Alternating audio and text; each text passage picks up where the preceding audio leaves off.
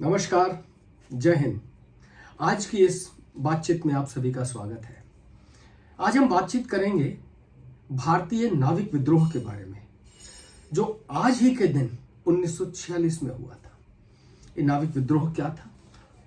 Indian naval mutiny क्या थी, क्यों हुई, और आज के दिन इसका क्या असर है भारतीय समाज के ऊपर, भारतीय स्ट्रेटेजी के ऊपर, इस पर हम सभी बातचीत करेंगे। और बातचीत करने के लिए हमारे पास में कैलाश जी आए हुए हैं, कैलाश राजपुरोहित।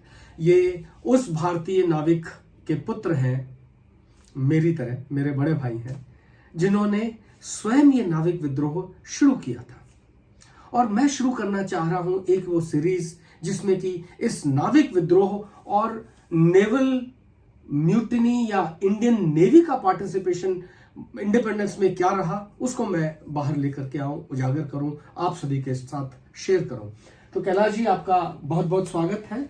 और मैं समझता हूं कि इस बातचीत के जरिए हम भारतीय नाविक विद्रोह की सही बातें भारतीयों को बता पाएंगे। और चूंकि आपके मेरे पिता स्वयं उस विद्रोह के स्टार्टर थे, उन्होंने शुरू किया था, तो ये कहानी क्या थी हम आपकी जुबानी सुनेंगे। और पिताजी ने बहुत सारी बातें आपके साथ पर्सनली कितनी बार शेयर की हैं, मेरे साथ शेयर की हैं, हम सभी को बताते थे और बहुत गर्वान्वित होते थे। और ये बहुत बड़ी बात है कि एक छोटा सा नाविक कितना गर्व महसूस करता था कि उसने देश के लिए कुछ किया है। जो आज की हमारी सेना करती है, वही बात उस समय भी थी। तो मैं आपसे पहला सवाल करना चाहूंगा, जानना चाहूंगा कैलाश जी, कि ये भारतीय नाविक विद्रोह क्या था? एक आम भारतीय को आप आम भाषा में कैसे समझाएंगे? नमस्कार सभी श्रोताओं को और ब्रिगेडियर जीवन सिंह जी को। भारत के स्वाधीनता संग्राम के इतिहास के बारे में हमारे इतिहासकार बहुत अच्छी तरह से जानते हैं।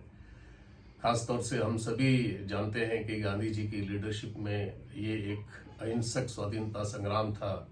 लेकिन इस अहिंसक संग्राम के बावजूद कई ऐसे देशभक्त लोग थे जिन्होंने इस राष्ट्र की मुक्ति के लिए हिंसा का भी सहारा लिया। आप सब लोग जानते हैं, आज़ाद हिंद फौज का नाम सुभाष चंद्र बोस को, कैप्टन सहगल, शहनवाज खान, इन सबको कौन नहीं जानता, जिनके विरोध में हमारे जो लाल किले में पूरा ट्रायल चला।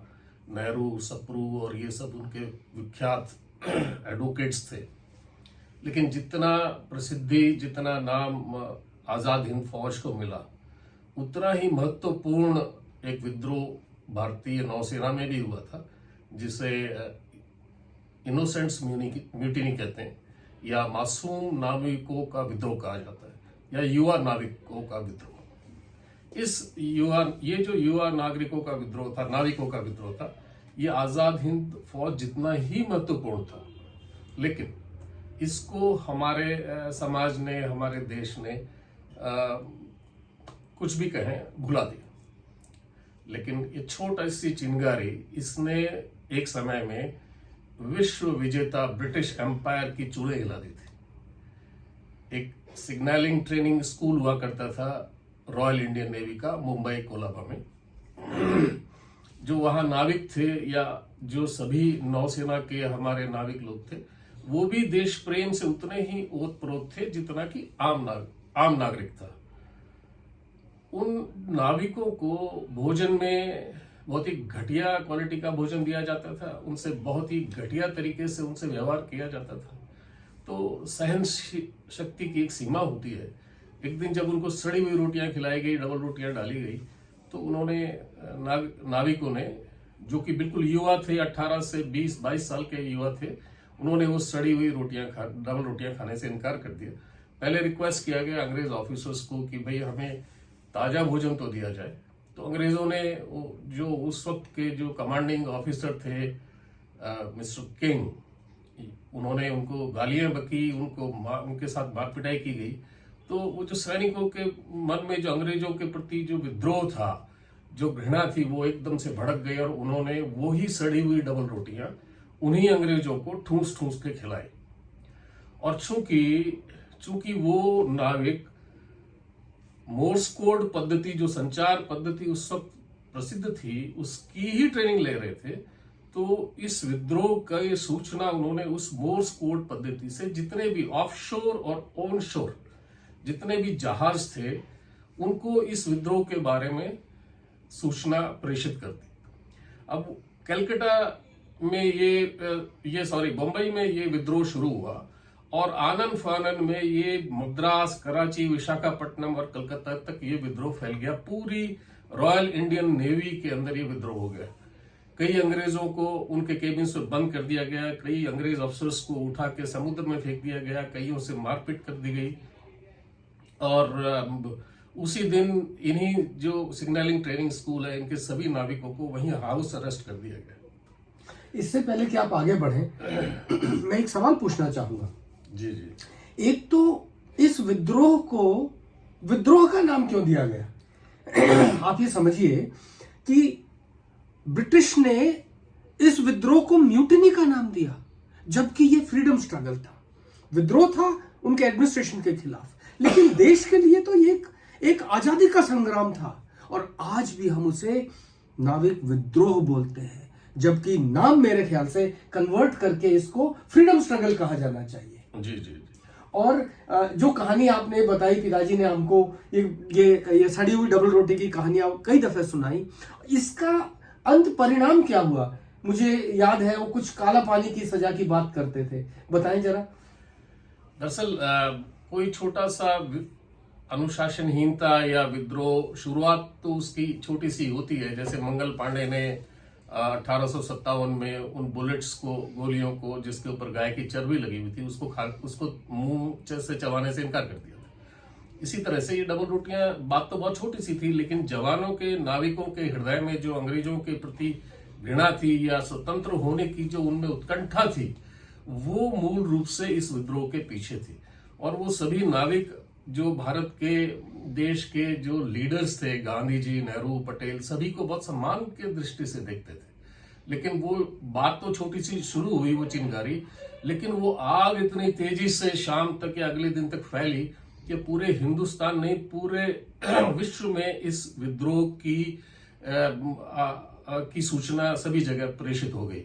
और अगले दिन अखबारों में बड़े बड़े अक्षरों में इस विद्रोह के बारे में छापा गया। और अगले ही दिन पूरे मुंबई में मजदूरों ने, युवाओं ने, नागरिकों ने, इन विद्रोही नाविकों के पक्ष में हड़ताल रखी गई। और आप सोचें कि उस हड़ताल को कंट्रोल करने के लिए ब्रिटिश सेना को गोलियां चलानी पड़ी। और उस दिन 250 भारतीय नागरिक शहीद हुए उस हड़ताल में। तो ये इतना बड़ा विद्रोह था। आज हम 2 जने भी कहीं मर जाते तो बड़ा हो हल्ला बचता है। मैं जानना चाहता हूँ उस काले पानी की सजा के बारे में, जिसको वेंडुरुथी के नाम से जाना जाता है। हाँ। वो बात बताएं हमें। एक्चुअल में जो सिग्नलिंग ट्रेनिंग स्कूल के जो नाविक थे, वो दूसरों के कंपैरिजन में काफी पढ़े लिखे थे। और अंग्रेजों ने येन केन प्रकारेण कांग्रेसी नेताओं की मध्यस्थता की वजह की सहायता लेकर इस विद्रोह को दबाया। लेकिन जो अंग्रेज थे उनको ये डर था कि ये जो मुंबई ट्रेनिंग सेंटर है, जो कोलाबा सिग्नलिंग ट्रेनिंग सेंटर, इसके जो नाविक है जिन्होंने विद्रोह शुरू किया था, ये दोबारा विद्रोह कर सकते हैं। इसलिए इनको पहले तो हाउस अरेस्ट किया गया, वहीं रखा गया अंडर अरेस्ट।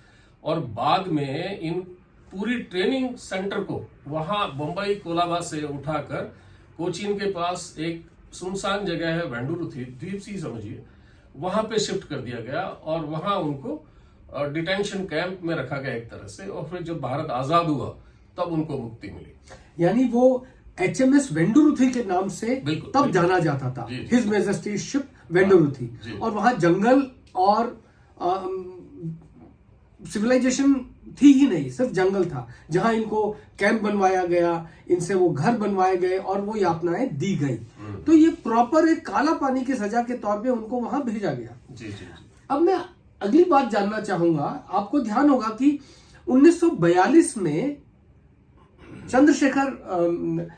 सुभाष चंद्र बोस के नीचे INA ने बहुत बड़ा विद्रोह किया। उनकी वजह से बहुत मारकाट हुई, उन्होंने जापानीज के साथ मिलकर के ऑफेंसिव लॉन्च किया और वो अपने आप में एक बहुत बड़ा खतरा था। उसको आप नाविक विद्रोह के साथ में कैसे कंपेयर करते हैं? क्या वो उतना ही मजबूत था जितना कि आईएनए का था? बिल्कुल बिल्कुल बिल्कुल। क्या इसकी वजह अंग्रेजों का डर था कि हमारे वापसी के रास्ते काट दिए जाएंगे, या कोई और बात थी? नहीं, दरअसल अंग्रेज जो भारत में राज करते थे उनका मूल आधार था भारतीय सेना, भारतीय सेना के तीनों अंग, भारतीय पुलिस और एडमिनिस्ट्रेशन। जब आजाद हिंद फौज में विद्रोह हो गया, नाविकों का विद्रोह हो गया, इसी के बाद इंडियन एयरफोर्स में भी विद्रोह हुआ, इंडियन पुलिस में भी विद्रोह हुआ, तो अंग्रेजों को लग गया कि जिन सेनाओं के आधार पे, जिन पुलिस के आधार पे उन्होंने भारत में शासन किया था, अब वो सेनाएं ही अंग्रेजों के खिलाफ विद्रोह करने लगी हैं। तो उनको लगने लग गया था कि अब अगर भारत नहीं छोड़ा तो भारत से एक भी अंग्रेज जिंदा नहीं जाएगा। तो अंग्रेजों ने, आपको पहले ध्यान होगा कि जब जून 1948 में भारत को आजाद करने की अंग्रेजों की प्लानिंग थी, लेकिन ये नाविकों का जो विद्रोह हुआ, मासूम नाविकों का विद्रोह, ये इतना सशक्त था कि अंग्रेजों को जून 1948 की बजाय 15 अगस्त 1947 को देश को आजाद करना पड़ा। ये इस नाविकों के विद्रोह की इंपॉर्टेंस थी बहुत बड़ी। एक तरह से अंग्रेज भारत को छोड़ के भागे, भय के मारे भागे, ये इसकी इंपॉर्टेंस। मैं जानना चाहता हूं कि आपके और मेरे पिताजी दयाल सिंह जी ने सिग्नल ट्रेनिंग स्कूल में एक वो मोर्स कोड के सिग्नल ऑपरेटर थे, and he was one of the first ones to send signals to all the ships across, and that was the beginning of the naval mutiny. एक छोटी सी कार्रवाई ने Morse code के द्वारा जो दयाल सिंह जी ने उस वक्त भेजे, उसकी वजह से ये चिंगारी आग बनकर फैली। उस कहानी को, उस मोर्स कोड की छोटी सी कहानी को थोड़ा विस्तार से बताएंगे? पिताजी ने आपके साथ बहुत बार डिस्कस किया होगा। दरअसल वो तो एक स्पॉन्टेनियस रिवोल्ट था। हालांकि वो मूल रूप से जो सभी देश के नागरिकों और नाविकों के हृदय में अंग्रेजों के खिलाफ समान आग थी। ऐसा नहीं था कि जो नाविक थे वो अंग्रेजों से मोहब्बत करते थे और नागरिक उनसे नफरत करते थे, ऐसा नहीं है। आर्मी, नेवी, एयरफोर्स के जितने भी जवान अफसर थे वो उतनी ही नफरत करते थे अंग्रेजों से। तो ये छोटी सी घटना बहुत बड़ा रूप इसीलिए ले सकी कि वहां पे जो सिग्नलिंग ट्रेनिंग स्कूल था, उसके जो नाविक थे, जैसे मेरे पिताजी थे, उन्होंने मोर्स कोड से जितने भी भारत के शिप्स थे, ऑन शोर ऑफ शोर जो भी एस्टेब्लिशमेंट्स थे, उन सभी को वो सूचना भेजी कि हमको हाउस अरेस्ट कर लिया गया है, हमारे साथ अत्याचार हो रहा है और हमने विद्रोह कर दिया है।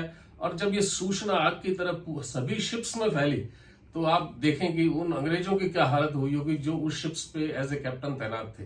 उन अंग्रेजों को मार मार के समुद्र में फेंक दिया गया, उनके कैबिन्स में बंद कर दिया गया। Thank you very much. So one small action by an individual can change the future of a nation.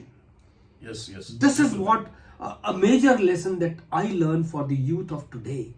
अगर आज का नौजवान देशभक्ति के लिए, देश के लिए कोई एक छोटा सा कदम लेता है जो आगे जाकर के बहुत बड़ी बात बन सकता है, वो चाहे सुंदर पिचाई हो और चाहे नरेंद्र मोदी हो या बहुत सारे हमारे विद्वान रहे हैं, सैनिक रहे हैं जिन्होंने देश का नाम कमाया है। तो ये नाविकों का विद्रोह, इंडियन नेशनल आर्मी का विद्रोह और इस किस्म के जो छोटे छोटे एक्शंस थे, मिल करके इतना बड़ा एक्शन बन गए कि अंग्रेजों को देश छोड़ना पड़ा।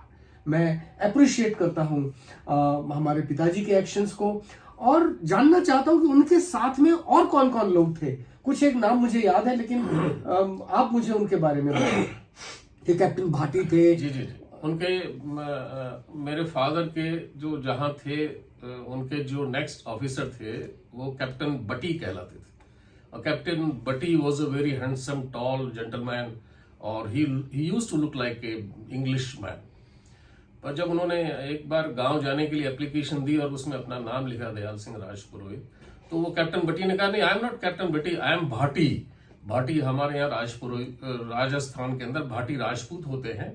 तो उनको बड़ा मिलकर खुशी हुई और वो उनके गांव गए और वहां गांव जाके जो कैप्टन भाटी ने या कैप्टन भट्टी जिन्हें कहे, उन्होंने अपने वाइफ के लिए जो वहां से गिफ्ट भेजे थे वो उनके गांव में जाके उनकी पत्नी को और बच्चों को दिए, तो वो कितना खुश हुए मैं आपको शब्दों में बयान नहीं कर सकता। और दूसरा, कौन लोग इनके साथ में? धौलपुर के एक बाबा युगल दास शर्मा जी थे, जो कि जिन्होंने साइकिल पे मजदूरी करके अपना जीवन यापन किया, रिक्शा चलाते थे वो। जब नेवी छोड़ के जब धौलपुर आए, मैं उनसे व्यक्तिगत रूप से मिला भी सही, फिर वो पत्रकार हो गए। और उन्होंने भी, जब मैं उनसे धौलपुर मिलने गया आज से 25 साल पहले, तो उन्होंने वही वाकये दोहराए जो मेरे पिताजी हमको कई बार अपनी चर्चाओं में बताते थे। Same incident, same topics, same बातें, सेम ऑफिसर्स, सब कुछ समान थे।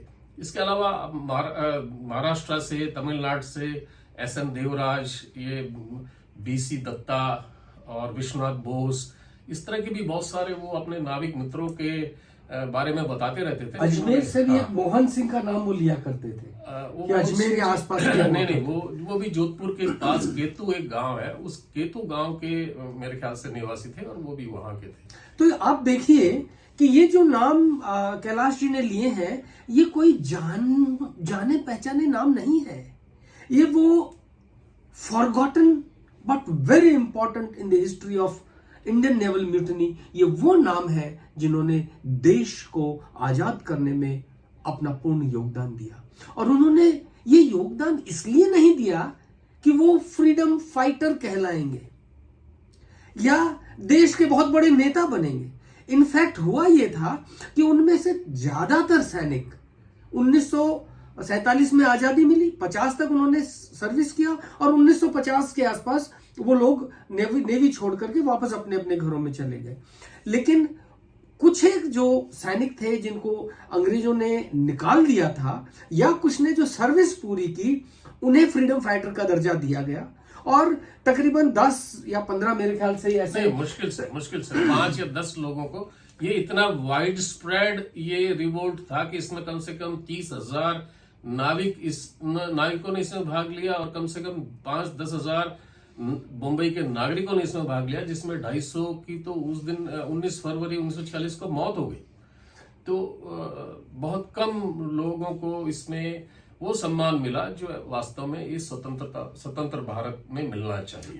तो मैं आपकी इस बात से ये ड्रॉ करता हूं कि कुछ एक जो नाम है, चाहे कैप्टन भट्टी हो, मोहन सिंह हो, धौलपुर के ये युगल दास जी थे या बी.सी. दत्ता थे, सरकार ये देखे कि ऐसे कौन कौन नाविक थे जो नेवी छोड़ करके आ गए, लेकिन 18 फरवरी 1946 को नेवल विद्रोह के टाइम पर वहां हाजिर थे और उन्होंने पार्टिसिपेट किया था। और ये बहुत बड़ी बात होगी कि अगर देश की सरकार उनको फ्रीडम फाइटर का दर्जा दे सके, हालांकि उन्होंने कभी नहीं मांगा। आज मैं ये रिक्वेस्ट कर सकता हूं हमारे नौजवानों के लिए, आज की तारीख में आप क्या समझते हैं कि इस नाविक विद्रोह से हम आगे क्या सीख ले सकते हैं?